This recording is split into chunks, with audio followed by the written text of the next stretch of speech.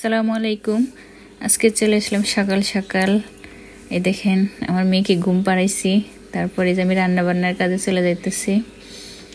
সকালবেলা নাস্তা বানাইতে হইব, রুটি, আলু ভাজি, গাজর দিয়ে আলু ভাজবো আজকে। আপনারা কে কে গাজর দিয়ে আলু ভাজি খান কমেন্টে জানাইন। গাজর দিয়ে আলু ভাজি অনেক মজা লাগে, আমার দুই মেয়ে খুব পছন্দ করে। আর এদিকে আমি রুটি বানাবো, আবার পরোটাও বানাবো, কারণ আমার জামাই রুটি খায় না, তার জন্য পরোটা বানাইতে হয়। সেই জন্য আমি আলাদা করে আমাদের জন্য রুটি আর তার জন্য পরোটা বানাইতেছি। এই দেখেন সে উঠে গেছে, উঠে এটা একা একাই বিছানা ঘুরতেছে, এরকম করে জ্বালাই সারাক্ষণ। তারপর তার আমি ঘুম থেকে ওঠার পরে যে এখন একটু রেডি করে দিতেছি।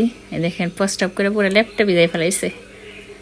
এখন তার একটু রেডি করে আবার যাওয়া লাগবো চুলার পারে, যে দেখা লাগবো আমার রান্না বান্না মনে হয় ওদিক তো পুড়িয়ে যাইতেছে। তার মুখ টুক মুইছা জামা কাপড় পাল্টাইয়া তারপর আবার বসায় রেখে চুলার পারে যাব, দেখি সে বসে থাকে কিনা। কারণ সে একা একা বাসায় থাকতে চায় না, বাসায় কেউ থাকে না, একা একা খুব কান্নাকাটি করে, সারাক্ষণ কুলে থাকতে চায়। এখন এই যে তার আমি খেলনা দিয়ে বসায় রেখে যাব। তারপরে যে আমার আলু আর গাজর দিয়ে ভাজিটা হয়ে গেছে, এখন এটা নামাই নিয়ে তারপর আমি রুটিগুলো ভাইজা নিব। ওইদিকে জানি আবার কি করতেছে, আবার যাই দেখে আসে লাগবো। এই যে দেখেন আমি রান্না করি, আবার যাই তার দেখে আসি, রান্না করি, আবার যাই তার দেখে আসি, এইভাবেই আমার রান্না করা লাগে, নইলে দেখা যায় খাট থেকে পড়ে যায়। এই যে তার জন্য আবার পরোটা বানাইতে আসলাম, পরোটা বানাবো। তার জন্য পরোটা বানাইয়া আবার তারা যা দেখতে আসে, দেখা লাগবো যে সে কী করতেছে। এই যে আমার রুটিগুলো এদিকে এই ফাঁকে ভাইজা নিতেছি। রুটিগুলো ভাজা শেষ হলে তারপর তার জন্য আবার খাবার রান্না করব। এই দেখেন বলতে বলতে সে চলে আসছে, কান্নাকাটি শুরু হয়ে গেছে তার। সে বাসায় একা থাকতেই চায় না, কেউ বাসায় থাকে না, সে শুধু কান্নাকাটি করে আর কুলে বসে থাকবো।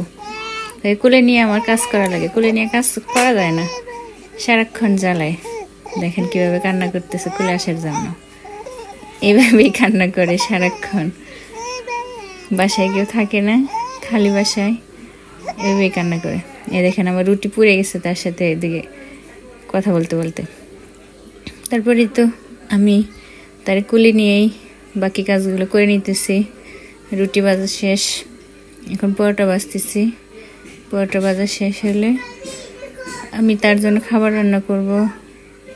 তারে আজকে ডিম দিয়ে সুজি দিয়ে খাওয়াবো। এই যে তার খাবার রান্না করা শেষ, এখন তাকে আমি খাওয়াবো, তারপর আমি নিজে নাস্তা করে নিব। সবাই আমাদের জন্য দোয়া করবেন, ভালো থাকবেন, সুস্থ থাকবেন। আল্লাহ হাফেজ।